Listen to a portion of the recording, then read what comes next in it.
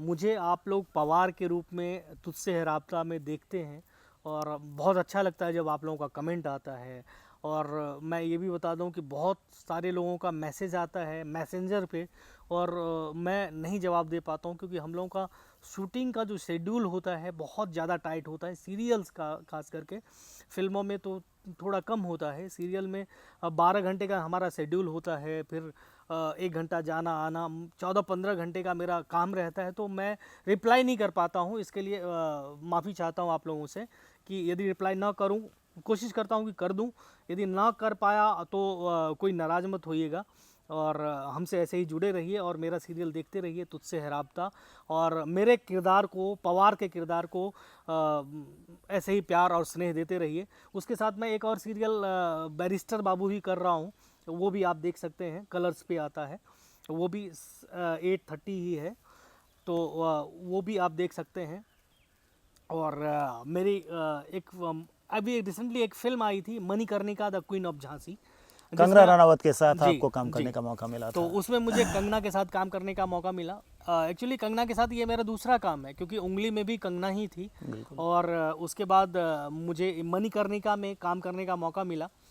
बहुत दिग्गज कलाकार लोग थे। और आपको बताऊं कि एक हमारी शूटिंग की या फिल्मों की एक प्रॉब्लम है या एक समय सीमा की पाबंदी होती है, तो उसमें एडिट में बहुत सारी चीज़ें कट जाती है। तो उसमें मेरा बहुत ज़्यादा किरदार नहीं रह पाया। जो 2-3 सीन में मैं था वो नहीं रह पाया। एक सीन में आपने मुझे देखा होगा, लेकिन मैं था, ये मेरे लिए बहुत सौभाग्य की बात है। अभी एक शूटर फिल्म आने वाली है जो रणदीप हुडा और सुनील शेट्टी उसमें है। और एक बहुत दिनों से प्रतीक्षा में हूँ और उसमें मेरा सिलेक्शन हो चुका है। एक पानी फिल्म बनने को तैयार है लगभग, मतलब बनने अम, मतलब प्रक्रिया में है वो। प्रक्रिया में है बिल्कुल। अभी। तो उसमें मुझे आप बहुत अच्छे चरित्र में देखेंगे और शायद उससे मेरा समय भी कुछ और होगा। दर्शकों नमस्कार, माय बॉलीवुड चैनल में आपका स्वागत है। और आज आपके सामने एक ऐसी शख्सियत को पेश करने जा रहा हूं जो इसी मिट्टी से, अपने गांव की मिट्टी से उठकर आज मुंबई की माया नगरी में बॉलीवुड में अपना स्थान बनाने के लिए जद्दोजहद कर रहे हैं और इनकी कोशिश लगातार कामयाबी की ओर अग्रसर हो रही है। तो मैं बात कर रहा हूं संजीव स्वराज की, जो कैसे सफ़र तय किए हैं वहां तक का और किस किस ठिकानों से चलकर इनके ज़िंदगी की गाड़ी वहाँ तक पहुँची है, इसके बारे में उनसे बातचीत करेंगे। और भी बहुत कुछ होगा, आपकी पसंद की चीज़ें उसमें निकल कर आएगी। सबसे पहले हम उनका स्वागत करते हैं। आइए संजीव स्वराज जी, नमस्कार। नमस्कार। सबसे पहले आप ये बताइए कि यहाँ गांव की मिट्टी में जो खुशबू है और माया नगरी की जो हलचल है, उसमें जो करियर का एक प्रतिबिंब दिखता रहता है और उसका जो आकर्षण है वो आपको वहाँ तक खींच कर ले गया है। तो यहाँ से वहाँ तक का जो सफ़र रहा वो किन किन परिस्थितियों से होकर गुजरा, किन किन कठिनाइयों का आपने सामना किया, और आज जहाँ पर हैं वहाँ पर आपको क्या लग रहा है, कैसा महसूस हो रहा है, उसके संबंध में हमारे दर्शकों को बताइए। सबसे पहले अखिलेश जी आपका बहुत बहुत धन्यवाद। और मैं बॉलीवुड चैनल जो है उसका बहुत बहुत शुक्रिया अदा करता हूँ कि वो मुझे इस योग्य समझा कि मेरी बात आप लोगों तक पहुँच रही है। ये एक कलाकार के लिए, एक कलाकार से के जीवन से जुड़ी बातें लोगों तक पहुँचे और उसके बारे में लोग जानें, इसी के लिए हम कलाकार ताउम्र मेहनत करते हैं और कामयाब होने की कोशिश करते हैं। तो सबसे पहले नमस्कार आप लोगों का। और आपका सवाल था कि गांव की मिट्टी और मुंबई की मिट्टी। मैं आपको बताऊं कि मेरा गांव मधुबनी ज़िला के ननौर गांव में है, जो बिहार में है। वहीं से मेरी अभिनय यात्रा की शुरुआत हुई और मैं शुरुआत से ही रंगमंच से जुड़ा हुआ था, ग्रामीण रंगमंच से।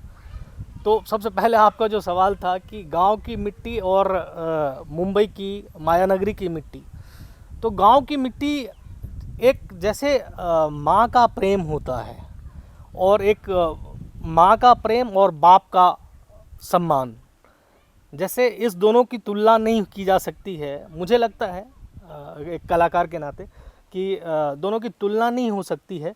ये मेरी मातृभूमि है, इससे मुझे बहुत ज़्यादा लगाव है, बहुत ज़्यादा।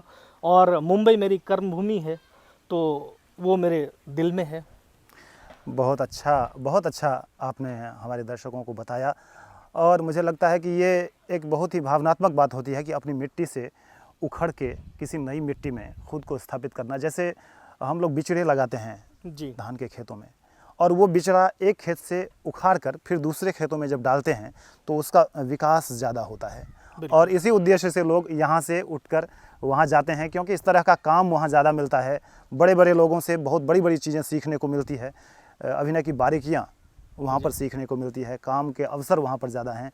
लेकिन जो अभिनय अभिनय की जो बारीकियाँ हैं उसको विकसित करने का मौका, गांव में बहुत सारे कैरेक्टर आपको मिलेंगे, जी आपके आस पड़ोस में बहुत सारे कैरेक्टर मिलेंगे जी जो आपको अभिनय के क्षेत्र में मदद करते हैं। जब उस तरह का कैरेक्टर करना होता है और आपके पड़ोस में उस तरह के लोग मिल जाते हैं कि अरे यही तो वो कैरेक्टर है जिसे मैं निभाने जा रहा हूँ, बिल्कुल सही कहा तो आपने। रूबरू आप होते हैं। तो उन जगहों से, ऐसे कैरेक्टर्स से जो आपके समाज में इर्द गिर्द होते हैं और उसको आपको निभाना होता है पर्दे पर, तो आप कैसे तालमेल बिठाते हैं और वहाँ से चीज़ों को अपने में समेटते हैं या उस कैरेक्टर में अपने आप को घुसाते हैं, फिर अपना काम करते हैं। कैसा रहता है ये अनुभव? ये आपने बहुत अच्छी बात कही है। मुझे लगता है कि जो रंगमंच से जुड़ा हुआ है, जो थिएटर से जुड़ा हुआ आदमी है, वो सबसे पहले सामाजिक होता है। और वो एक तो सबसे पहले मैं ये बता दूं, मैं दर्शकों से कहना चाहता हूं कि ये जो मेरा काम है, ये अभिनय जो काम है, जो कलाकार का जो काम है, वो इमोशन का काम है। हम अपनी इमोशन को आप तक पहुंचाने की कोशिश करते हैं। और यदि वही एक जो कलाकार महान कहा जाता है, जो अपनी भावनाओं को आप दर्शकों तक पहुंचा दिया, मतलब कि यदि मैं रोता हूं तो आपके आंखों में यदि आंसू आ जाए तो मैं समझूंगा कि मेरी बात आप तक पहुंच गई। मैं हंसता हूं, एक कलाकार हंसता है और उसकी बात आप तक पहुंच गई, आप हंसते हो तो ये लगता है कि कलाकार आप तक पहुंच गया, मैं दर्शकों तक पहुंच गया।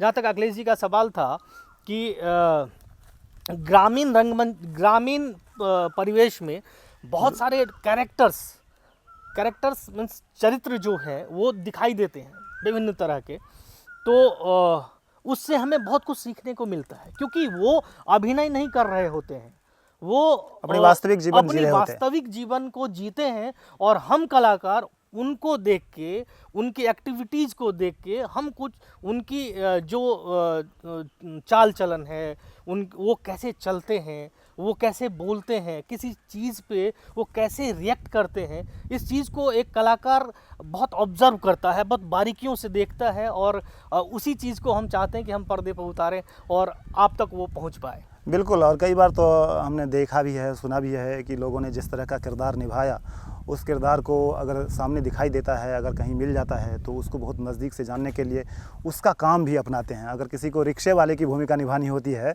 तो कई बार रिक्शा चलाने का भी काम करते हैं लोग, अपना वेश बदल के, कि कहीं लोग ये ना कहें कि आप क्या कर रहे हैं, लेकिन वो तो अपने लक्ष्य के कारण ऐसा करते हैं। बिल्कुल सही है। मेरी अभिनय यात्रा जो है गांव से शुरुआत हुई है। गांव के रंगमंच में मैं बाल्यावस्था से ही, जब मैं बहुत छोटा था, इवन मैं ये कहूँ कि मुझे याद ही नहीं है कि मैं रंगमंच पर पहली बार कब चढ़ा था, तो उसी समय से मैं रंगमंच पे चढ़ता हूँ और उस पे अभिनय करने की कोशिश करता हूँ। उसके बाद मुझे लगा कि नहीं, मुझे अभिनय के बारे में ज़्यादा सीखना चाहिए। और सीखने के क्रम में मैं फिर, मेरी पढ़ाई लिखाई पटना से हुई, तो मैं पटना पहुंचा और पटना के रंगमंच से जुड़ा। बिल्कुल। और उसके बाद जब मैं पटना रंगमंच में जुड़ा तो मुझे लगा कि नहीं, मुझे तो और सीखने की ज़रूरत है। ये अलग बात है कि पटना में मैं जब रंगमंच कर रहा था, उस टाइम मुझे एक धारावाहिक मिला था, बिल्कुल। जैसे कि सज़ा, हाँ, दूरदर्शन की, दूरदर्शन की धारावाहिक थी वो सज़ा। और उसमें मुझे सबसे पहले काम करने का मौका मिला। तो उससे एक उत्साहवर्धन हुआ कि मुझे और काम करना है इस क्षेत्र में, अपने आप को और निखारना है। मतलब आपके परिश्रम के रूप में जो पुरस्कार मिला, वो पुरस्कार सजा मिली। बिल्कुल बिल्कुल बिल्कुल। सजा मिली, मतलब बिल्कुल। सजा मतलब वो सजा नहीं हाँ। दर्शकों, मैं कहना चाहूँगा कि ये सजा जो है, मैं कामना करूँगा कि ऐसी सज़ा इनको बार बार मिले और बार बार उस कटघरे में वो खड़े हों जिसके लिए लगातार मेहनत कर रहे हैं। अभिनय की बात हो रही थी, जी तो हर व्यक्ति अपने जीवन में कभी न कभी अभिनय करता है। हर व्यक्ति एक अभिनेता होता है अपने जीवन में, और वो अभिनेता होता है, एक शेक्सपियर ने एक ड्रामा के बहुत बड़े ड्रामा लिखने वाले थे अंग्रेजी के, और उन्होंने कहा कि all the worlds is stage. तो अलग अलग तरीके के निर्देशकों के साथ, अलग अलग को आर्टिस्ट के साथ आपको अपना कॉम्बिनेशन बिठाना पड़ता है।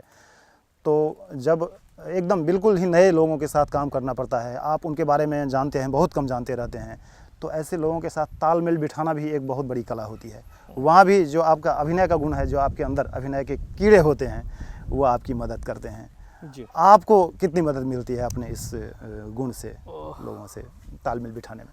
आपने जैसा बताया कि मैं आपको बताऊं कि हर एक जितने भी लोग हैं इस पृथ्वी पे, जितने भी लोग हैं, सब अपनी अपनी ज़िंदगी में अभिनय ही कर रहे हैं। वो एक चरित्र निभा रहे हैं, लेकिन वो सिर्फ एक चरित्र निभाते हैं, और हम कलाकार, हमारे जैसे जो कलाकार हैं, जो विभिन्न चरित्र को निभाते हैं। मैं आपका भी चरित्र निभाऊंगा, और हमारे डीओपी साहब जो हैं उनका भी चरित्र निभाऊंगा। बिल्कुल। और कहीं कोई बच्चा है तो हम अपने यादाश्त में अपनी बचपन को लेके जाते हैं, और फिर हम याद करने की कोशिश करते हैं कि हम कैसे थे। किसी चरित्र को निभाने से हमें उस चरित्र के बहुत नज़दीक जाना पड़ता है। हमें देखना पड़ता है कि हम उस चरित्र के, वो चरित्र है क्या, वो कैसे चलता है, वो कैसे हंसता होगा, क्योंकि जितने भी लोग हैं वो सबकी चाल चलन, बात का ढंग या सब कुछ विभिन्न है। तो हमें वो देखना पड़ता है, ऑब्ज़र्व करना पड़ता है कि ये जो कैरेक्टर है, ये किस हिसाब से चलता होगा, ये कैसे रोता होगा, इसको यदि कोई दुख हो गया तो वो किस हिसाब से रोएगा। बिल्कुल जी। और देखिए, अभिनय की जब बात करते हैं तो हर कोई अभिनय करता है, अभी हम लोगों ने चर्चा की है, तो स्कूल का ज़माना याद आता है हम लोगों को। और लगभग सारे बच्चे अपने टीचर्स की नकल तो उतारते ही हैं, और टीचर्स की नकल उतारने के क्रम में वो तो ऐसे ही मिमिक्री के अंदाज में करते हैं कि मैंने हंसाने के लिए किया है। और ख़ास करके हमारे गांव का जो परिवेश है, उस गांव में बच्चे, उस समय के बच्चे शायद ये नहीं सोच पाते होंगे कि ये जो हमारे अंदर है, ये हमारा करियर भी बना सकता है, ये हमारे लिए एक पेशा के रूप में भी हम इसको अपना सकते हैं, ये नहीं सोचता है।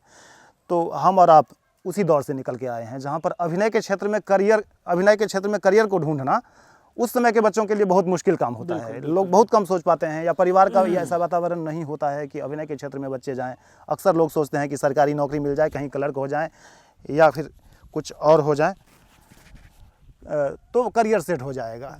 तो आपके साथ जो कुछ आपने कहा कि कब आप मंच पर चढ़े आपको याद नहीं है, विद्यालय से आप निकल के आए, वहाँ से अभिनय अभिनय अभिनय, तो क्या ऐसा हुआ कि बराबर आपके अंदर ये घुसने लगा कि नहीं, अभिनय अगर मेरे अंदर है तो मैं इसको करियर के रूप में भी अपना सकता हूँ, ये हमारे एक पेशा के रूप में भी हमारे साथ रह सकता है? कब आपको ऐसा लगा? तो बहुत अच्छा सवाल किया है आपने, और मैं चाहता भी था कि मैं दर्शकों को बताऊं कि ये जो अभिनय का क्षेत्र है हमारे यहाँ, मैं या आप भी उसी परिवेश से हैं, हमारे परिवेश में ऐसा है कि पढ़ने का एक ही मतलब होता है, उद्देश्य एक ही होता है।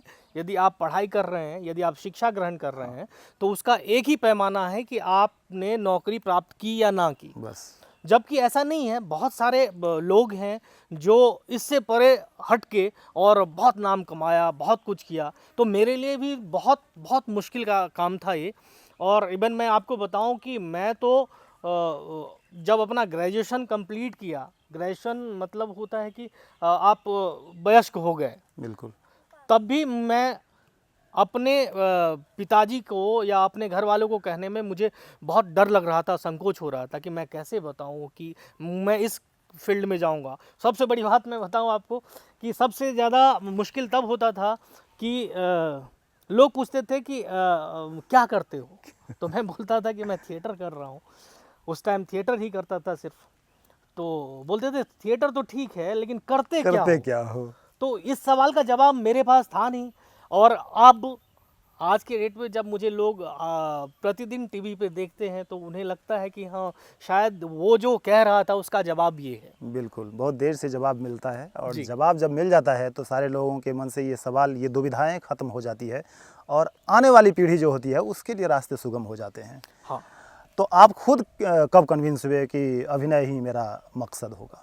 कि जब मुझे सज़ा में काम मिला, जो दूरदर्शन पे आ रहा था, बिल्कुल। तो उस टाइम घर वालों को, मेरे पिताजी को इतनी खुशी मिली कि सिर्फ मैं एक दिन के लिए आया था उस टाइम, और मेरे पिताजी उस टाइम में लाइट भी नहीं हुआ करता था हाँ। गांव में, तो मेरे पिताजी उसका जनरेटर का व्यवस्था करके और फिर टीवी चलाया, और जो मिठाई होता है, मिठाई लोगों खुशियों को का खिलाया। इजहार। मतलब खुशियों का एक बांटने का जो तरीका होता है, तो उससे मुझे बहुत ज़्यादा वो लगा कि यदि ये एक दिन में इतना खुश हो सकते हैं, तो यदि मैं प्रतिदिन टीवी पे आऊँ तो ये कितना खुश होंगे। बिल्कुल। तो इसको कह सकते हैं कि वो मेरे माइंड में, मेरे दिमाग में एक था कि ऐसा टर्निंग यदि पॉइंट हो, कह सकते टर्निंग हैं। पॉइंट कह सकते हैं कि और जब मैं पटना रंगमंच पे जुड़ा, मैं ये भी दर्शकों को बताना चाहता हूँ कि उस टाइम में मुझे पता नहीं था कि मैं कहाँ जाऊँगा, कैसे करूँगा। पटना रंगमंच से जुड़ने का मेरा एक ही मकसद था कि मैं चाह रहा था कि मेरा नाम पेपर में कहीं ना कहीं मेरा नाम आए, छपे। और क्योंकि जो लोग वहाँ नाटक करते थे, बिल्कुल। तो उनका नाम छपता था कि वो इस मतलब नाटक मीडिया में नोटिस ले, आपके अब काम को मीडिया नोटिस ले। इसका काम में इन्होंने ये चरित्र किया, इन्होंने ऐसा किया, वैसा किया। तो मेरे दिमाग में यही चल रहा था कि यदि मैं नाटक में जाऊं तो मेरा नाम पेपर में आएगा। और ये छोटी सी सोच थी, उससे शुरुआत हुई, और आप लोगों के आशीर्वाद से आज लगभग सभी पत्रिकाओं में मेरा इंटरव्यू छपा है, और मेरे काम को लोग जानते हैं, जान रहे हैं। रंगमंच से शुरुआत, फिर पर्दे पर अभिनय का क्रम दोनों जगह चलता ही है। थोड़ा बहुत अंतर है रंगमंच और सिनेमा सीरियल में। आप पटना रंगमंच पर गए, पटना में थिएटर किया, आपने हिंदी थिएटर किया, मैथिली थिएटर किया, भंगिमा के साथ आप जुड़े, और उसके बाद देश के जो नामी संस्थान हैं अभिनय के, वहाँ आप गए। तो किन किन संस्थानों में जाकर आपको क्या क्या मिला, कैसे कैसे कैसे अनुभव हुए, और फिर माया नगरी मुंबई में जो पहला ब्रेक आपको मिला, वहाँ तक के सफ़र के बारे में संक्षेप में अगर कुछ बताते तो हमारे दर्शकों को जानकारी मिलती है आपके बारे में, और हमें भी अच्छा लगता। जी बिल्कुल। पटना जाने पर मैं पटना का एक मैथिली का मैथिल छी। हाँ बिल्कुल, मैथिली। तो मैथिली के एकटा बहुत नीक संस्था छै भंगिमा, बिल्कुल, जाहिमे मिथिलांचल के बहुत नीक नीक कलाकार ओहिमे छथि। तो ओहिसँ हम जुड़लहुँ, और उनका संगे 2-3 साल लगभग जे छै से बहुत बेसी नाटक सब केलहुँ, और ओहिठामसँ बहुत किछु सीखैके मौका भेटल। मुदा जब मैं वहाँ से निकला, दिल्ली आया, तो मैं ये सोच रहा था कि दिल्ली जो रंगमंच है उसको भी थोड़ा जानूँ, पहचानूँ। बिल्कुल। तो फिर दिल्ली रंगमंच पे गया। दिल्ली रंगमंच पे मैं वहाँ जो एशिया का नंबर 1 इंस्टीट्यूट है, जिसको नेशनल स्कूल ऑफ ड्रामा, उसमें मैंने ट्राई किया। हर एक कलाकार चाहते हैं कि मेरा नामांकन उसमें हो जाए, लेकिन मेरा दुर्भाग्यवश नहीं हो पाया। तो फिर मैं वहाँ पे 2-3 साल वहाँ पे थिएटर किया, बहुत लगन से, मेहनत से वहाँ पे थिएटर किया। उसके बाद फिर मेरा नामांकन मंडी स्कूल ऑफ ड्रामा हिमाचल में है, वहाँ पे मेरा नामांकन हो गया। जो इंस्टीट्यूट है, जैसा एनएसडी है उसी के पैटर्न पे वहाँ पे इंस्टीट्यूट है, मंडी स्कूल ऑफ ड्रामा। बिल्कुल। तो वहाँ मेरा नामांकन हो गया। वहाँ से मैंने अभिनय की बारीकियों को सीखा, और बहुत ही उम्दा शिक्षक आते थे वहाँ पे, टीचर जो नेशनल लेवल पे हैं वो लोग आते थे, तो उनसे बहुत कुछ सीखने का मौका मिला। उसके बाद बहुत सारे मेरे जो मित्र थे वो मुंबई का रुख किए, लेकिन मेरा मानना था कि यदि आप कुछ सीखते हैं और यदि आपने कुछ सीखा है, तो उसको आप रंगमंच पे ही पहले इस्तेमाल करने की कोशिश कीजिए कि आपने क्या सीखा है। तो इसको जानने के लिए फिर मैं दिल्ली आया। दिल्ली में फिर मैं 3-4 साल थिएटर किया, और उसमें रॉबिन दास जो बहुत दिग्गज हैं उनके साथ काम करने का मौका मिला। वीके शर्मा हैं, एनके हैं, ये सारे गुरुजन हमारे हैं, तो उन लोगों के साथ काम करने का मौका मिला। फिर उसके बाद मुझे नेशनल स्कूल ऑफ ड्रामा का जो रेपेटरी है, रेपेटरी मीन्स रंगमंडल, उसका जो रंगमंडल है उसमें नेशनल स्कूल ऑफ ड्रामा से पास आउट होने के बाद कलाकार जैसे विजय राज जी हैं जो वहीं से हैं, राज बब्बर साहब हैं, तो वो लोग वहाँ पे थे, तो वहाँ मुझे काम करने का, उन लोगों के साथ काम करने का सौभाग्य मिला। ये मेरे लिए, एक कलाकार के लिए एक बहुत बड़ी चीज़ है कि उन लोगों के साथ आपको सीखने का मौका मिल रहा है, और वो मुझे मिला। उसके बाद 2009 में मुझे लगा कि अब मुझे मुंबई के लिए रुख करना चाहिए बिल्कुल। और फिर मैं मुंबई का रुख किया। क्योंकि रंगमंच, अभिनय और इस क्षेत्र से जुड़े हुए लोगों के लिए और सबसे बड़ा अखाड़ा जो है वो माया नगरी मुंबई ही है। और आप अभी चर्चा कर रहे थे मैथिली रंगमंच पटना भंगिमा की, मुझे याद आ रहे थे छत्रानंद सिंह झा जो आकाशवाणी पटना से भी जुड़े हुए थे। वो अवकाश ग्रहण कर चुके हैं और उनका सानिध्य भी मुझे प्राप्त करने का 2 वर्षों तक अवसर मिला, दूरदर्शन पटना से भी जुड़ा रहा। तो वो सारे जो चित्र हैं सारे हमारे जहन में आ रहे थे, वो सारे दृश्य आ रहे थे। कुछ जो कलाकार जिनको देखा है, कुमार शैलेंद्र को मैंने देखा है, उनके साथ काम किया, अखबार में उनके साथ काम किया जी। तो मैथिली रंगमंच करने के बाद आप हिंदी में गए, एक बड़ा फासला है, दोनों जगह काम करने का बहुत बड़ा फासला है।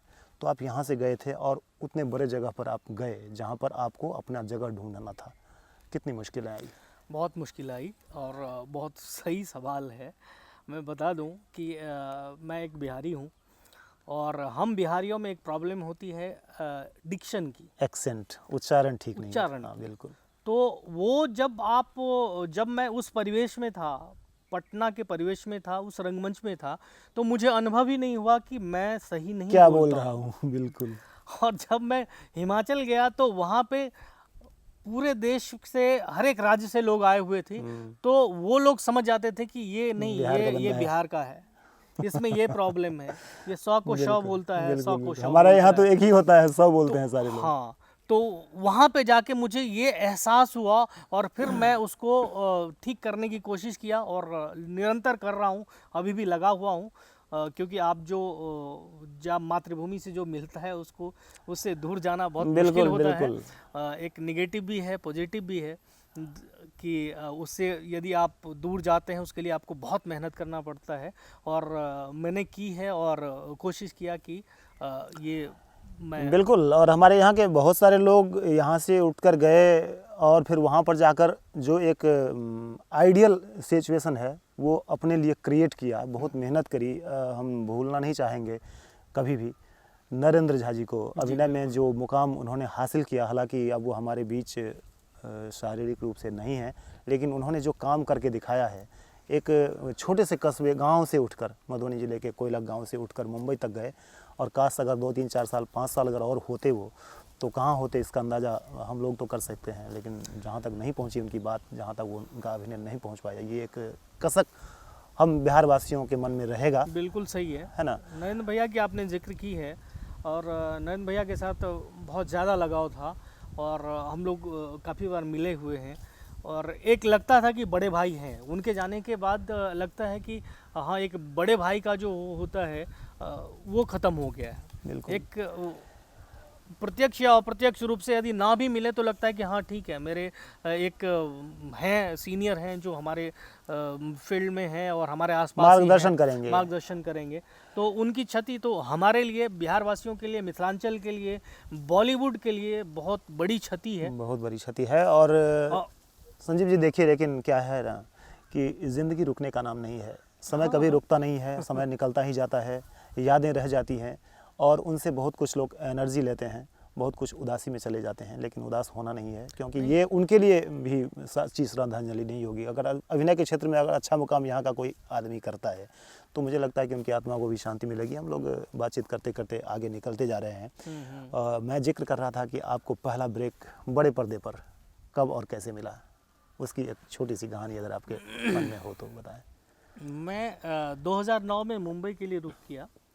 मुंबई गया तो मुंबई जाने पर मुझे समझ ही नहीं आ रहा था कि क्या करूं। जबकि मैं आपको बताऊं कि एक कलाकार के नाते जितनी भी तैयारियां हो सकती है मैंने सब कुछ किया अपनी समझ के अनुसार, अपनी समझ जो भी थी उसके हिसाब से पूर्ण तैयारी के साथ मैं मुंबई गया था। उसके बावजूद जैसे कहते हैं कि समुद्र में जाके गोते लगाने वाली बात, तो ऐसा लग रहा था कि करूं क्या, यहाँ पे क्या करूं। हमें लग रहा था कि मैंने बहुत कुछ सीखा है और बहुत कुछ सीख के आया हूँ, तो मुझे प्रॉब्लम नहीं होगी।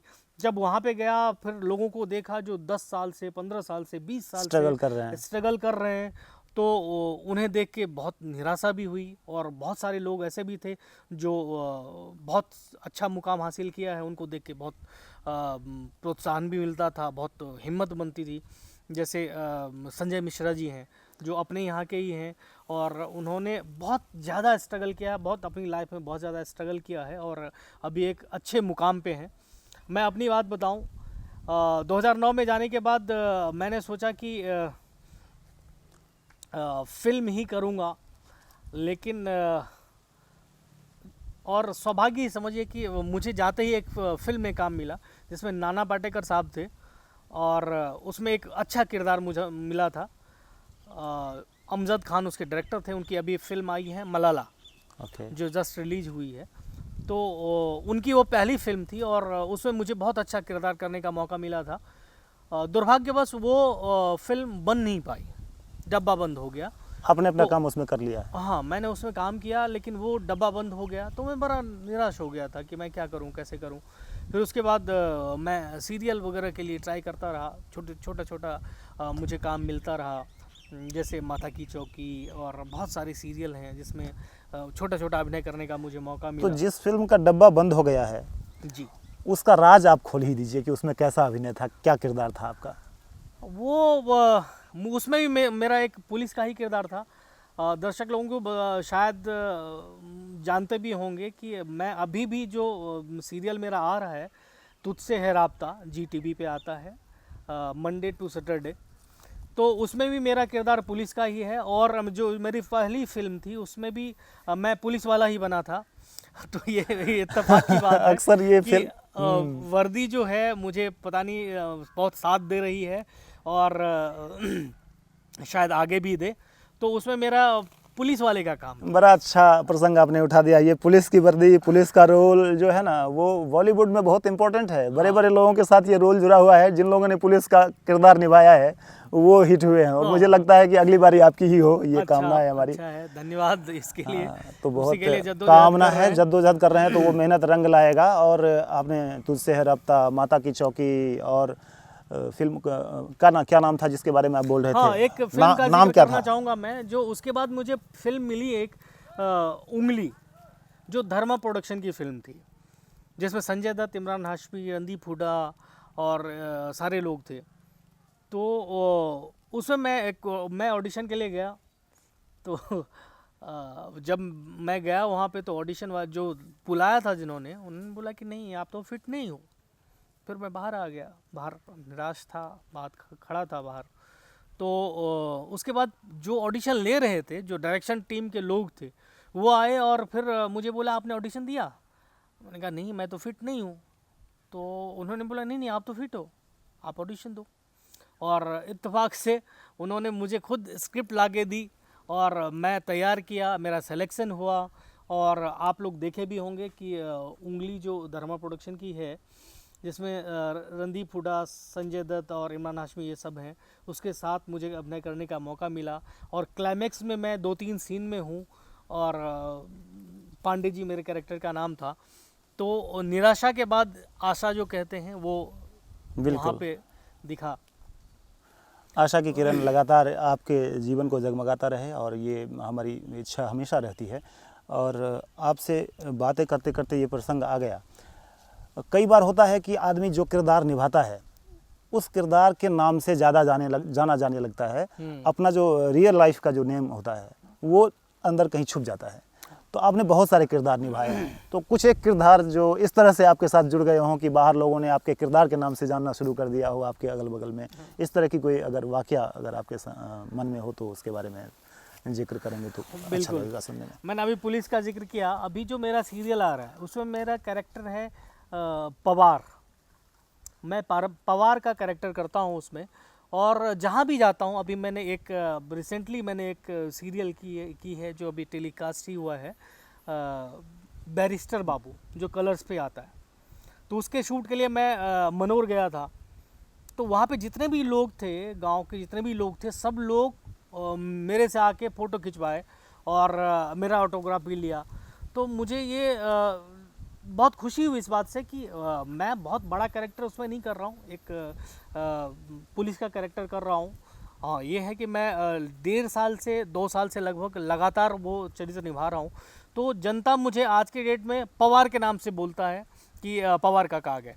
तो ये मेरे लिए, एक कलाकार के लिए एक बहुत खुशी का क्षण बहुत होता बड़ी है। बात होती है। जो मेरा जो 10 साल 15 साल का संघर्ष है उसका यही परिणाम है। और इसी के लिए एक कलाकार इतनी मेहनत करता है, इतना कष्ट उठाता है, इतनी प्रॉब्लम को झेलता है कि लोग मुझे उस चरित्र के नाम से जाने। और ये सौभाग्य बस ये मुझे तुझसे है राब्ता ने दिया है। इसके लिए तुझसे है राब्ता टीम को और कास्टिंग डायरेक्टर को बहुत बहुत धन्यवाद देता हूँ। हाँ बिल्कुल, बहुत अच्छी बात की है। और कलाकारों के साथ एक बड़ी दुविधा होती है, बहुत सारे प्रसिद्ध लोग जो हुए हैं उनके मन में भी होता है, खास करके हमारे परिवेश से जो निकल कर जाते हैं। बाहर जाइए, आप एकदम चारों तरफ अपना नाम फैला दीजिए, आपकी इज्जत प्रतिष्ठा में 4 चांद लगेंगे। आप सड़कों पर निकलेंगे तो मीडिया आपको घेर लेगी, सर हमारे लिए 2 मिनट का बाइट। लेकिन गांव में आते हैं, अरे वही तो है, फलाना बच्चा है, इसको ऐसे देखें, कैसा लगता है उस समय? नहीं, मुझे मैं बताऊँ क्या आपको, सोचते हैं आप? थोड़ा तो लगता है कि यदि आपके घर का बच्चा कोई काम कर रहा है और इतनी मेहनत करने के बाद कोई मुकाम हासिल किया है तो उसको वो इज़्ज़त मिले, वो तो रहता है। लेकिन मैं आपको बताऊं कि मुझे अच्छा लगता है कि मैं जैसा हूं, गांव में जैसा था मैं वैसा ही रहूं और मुझे लोग उसी नज़र से देखें, तो मुझे अच्छा लगता है। मुझे उसमें कोई वो नहीं है कि मुझे एक अलग तरीके से देखे। तो फिर मैं जिस हिसाब से मैं गांव का जो आनंद है और गांव की जो का जो मज़ा है वो बिल्कुल। मैं नहीं ले पाऊंगा। तो मैं नहीं चाहता कि उस अपने चीज़ से अंदर मैं के वंचित बच्चे को रहूं। जिंदा रखा जाए। हाँ, मैं चाहता हूँ कि वो चीज़ ऐसा ही रहे और मैं वैसा ही सामान्य ही रहता हूँ और वही रहना चाहता हूँ। अभी तो बहुत छोटा हूँ, बिल्कुल। जब मैं बड़ा भी हो जाऊंगा तो मैं यही चाहूँगा कि मैं ऐसे ही, जैसे अभी हम लोग बैठे हुए हैं ऐसे ही बैठे रहें, ऐसे ही तालाब के पास बैठे और ऐसे ही दोस्तों के साथ आनंद लें। बिल्कुल। और वही मेरा रहेगा जब मैं बड़ा भी हो जाऊंगा तब भी, बिल्कुल। और अभी भी। अंतिम सवाल इस साक्षात्कार का, इस बातचीत का एक अंतिम सवाल कि हमारे परिवेश के लोग जो हैं, हमारे गांव के परिवेश के लोग जो नए लड़के जाना चाहते हैं उस क्षेत्र में, उनके लिए आप क्या कहना चाहेंगे? क्या परामर्श, क्या मार्गदर्शन के लिए 2 शब्द आप कहेंगे? जो नए लोग इस फील्ड में जाना चाहते हैं उसका सबसे पहले तो मैं स्वागत करूंगा। मुझे बहुत अच्छा लगेगा कि कोई हमारे क्षेत्र से, हमारे ग्रामीण परिवेश से जो मैंने किया है उसी रास्ते पे चले और उसको मैं मदद करूं, उसका मदद करूं और उसको कामयाब होता देखूं। ये मुझे बहुत अच्छा लगेगा। उसके लिए मेरी यही सलाह है कि कोई भी चीज़ जो आप ज़िंदगी में जीवन यापन के लिए करना चाहते हैं, जिसको प्रोफेशन बनाना चाहते हैं, उसके लिए आपको सीखना ज़रूरी है। आप शीशे में देख के अपने आप को, आईने में देख के अपने आप को कि नहीं मैं बहुत स्मार्ट हूँ, मैं सुंदर हूँ, मैं ऐसा दिखता हूँ तो मेरे लिए बॉलीवुड का रास्ता साफ है, नहीं, ये भ्रम में न रहें और आप अभिनय को जानने की कोशिश करें। आप पहले अभिनय के बारे में सीखने की कोशिश करें। अभी इस बातचीत को यहीं ख़त्म करते हैं। संजीव जी, आपसे मिलकर बहुत अच्छा लगा। आपने आपसे भी, बॉलीवुड चैनल के लिए हम लोग बातचीत कर रहे थे और आगे भी बातचीत करेंगे। नमस्कार। बिल्कुल, नमस्कार। और जी, बॉलीवुड के जितने भी दर्शक हैं, तमाम दर्शकों को मैं एक बार बताना चाहूँगा कि मैं संजीव स्वराज आप लोगों का हार्दिक अभिनंदन करता हूँ और आप लोगों को बहुत बहुत धन्यवाद कि आपने सुना। और एक ज़रूरी बात कहूँगा कि ये जो चैनल है ये हमारे मित्र अरुण जी का चैनल है और जो अभी इससे कैमरे पर हम लोगों के साथ हैं, जो हमारे कैमरे पे हैं। और एक बात और कहना चाहूँगा कि जो कैमरे के पीछे होते हैं, चाहे हमारे शूटिंग में ही या फिल्म में ही, जो कैमरे के पीछे होते हैं उनकी मेहनत को लोग देख नहीं पाते हैं, लेकिन उनकी मेहनत जो है वो बहुत ज़्यादा है। और वो यदि मेहनत ना करें, जैसे हमारे अरुण जी कर मित्र रहे हैं अरुण जी, और इनका ही चैनल भी है और ये अभी कैमरे पे हैं और बखूबी जानते हैं, हमारी पढ़ाई भी साथ में हुई है। तो बहुत और गहरे वर्षों मित्र बाद भी हैं। वर्षों बाद आज मिले और हैं, बहुत वर्षों बाद मिले। मुझे तो लगता अभी है कि मिले हैं 1.5 और दशक से ज़्यादा हो गए थे इनसे मिले हाँ, हुए, और इसी और काम के बहाने इनसे मुलाकात भी हो इसी गई। काम के बहाने मुलाकात हुई है और मुझे पता है कि ये अपने क्षेत्र में बहुत कामयाब हैं और उम्मीद करता हूँ कि बहुत आगे शिखर तक पहुंचेंगे और हमारा साथ बरकरार रहेगा। तो एक ज़रूरी बात कि इस चैनल को लाइक कीजिए, सब्सक्राइब कीजिए और अपना स्नेह और प्यार ऐसे ही बनाते रहिए। शेयर भी करिएगा। अखिलेश कुमार झा को आज्ञा दीजिए। नमस्कार।